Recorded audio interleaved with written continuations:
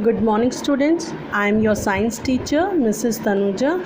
Let's study the chapter number 9, the living organism and their surroundings.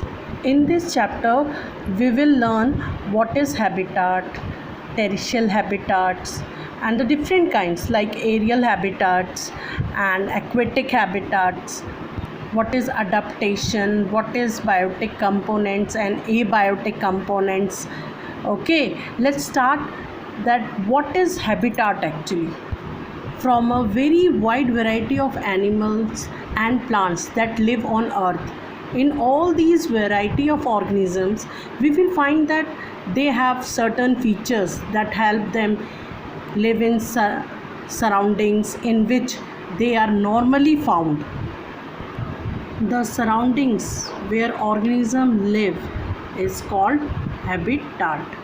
The organisms depend for their food, water, air, shelter and other needs of their habitat.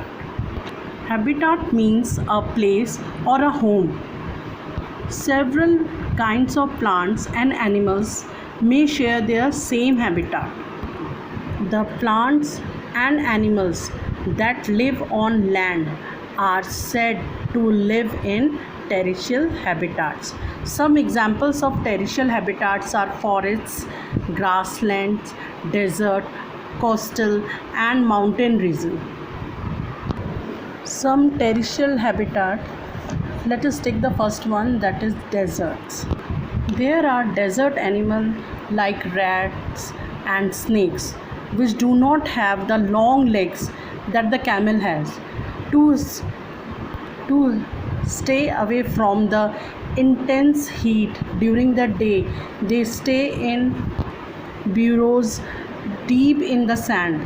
These animals come out only during the night when it is cooler. Have you seen this plant? Yes, this is the typical plant that grow in desert. Desert plants lose very little water through transpiration. The leaves in desert plants are either absent or very small, or they are present in the shape of spines. This helps in reducing loss of water from the leaves through transpiration. The leaf-like structure you see in a cactus is in fact its stem. Photosynthesis in these plants is usually carried out by the stems. The stem is also covered with a thick waxy layer which helps to retain water. Most desert plants have roots that grow very deep into the soil for absorbing water. Aquatic habitat. The habitats of plants and animals that live in water are called aquatic habitat. Example, fish. Sea animals have streamlined bodies to help them move easily in water. There are some sea animals like squid, octopus, which do not have this streamlined shape. They stay deeper in the ocean near the seabed and catch there any prey that move towards them. However, when they move in water, they make their body shapes streamlined. These animals have gills to help them to use oxygen dissolved in water. There are some sea animals like dolphins and whales that do not have gills.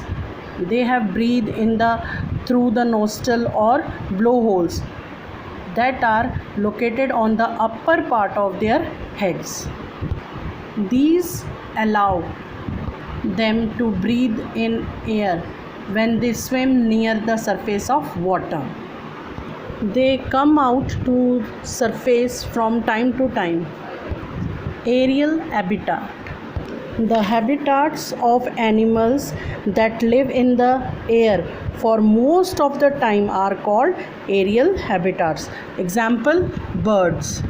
Biotic components. The living things such as plants and animals in a habitat are its biotic components. Various non-living things such as rocks, soil, air, and water in the habitat constitute its abiotic components. Sunlight and heat also form abiotic components of the habitat. Now you understood what is habitat and the types of habitat: the terrestrial habitat, aquatic habitat, and the aerial habitat. What is biotic component and abiotic components? Some abiotic factors and their effect on living things may help the survive of living organisms. Thank you, students.